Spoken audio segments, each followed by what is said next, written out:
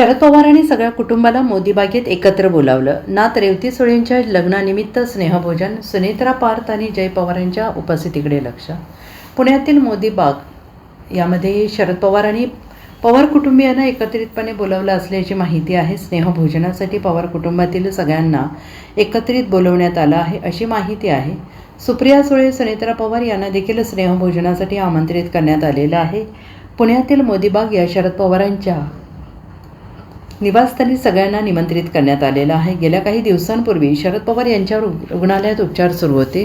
त्यानंतर आज हे सर्व पवार कुटुंबीय एकत्रित येणार आहेत अशी माहिती आहे. आज या भेटीचं कारण अद्याप समोर आलेलं नाही. मात्र पवार कुटुंबातील सर्व सदस्यांना जेवणासाठी म्हणून पवारांनी आमंत्रित केलेलं आहे.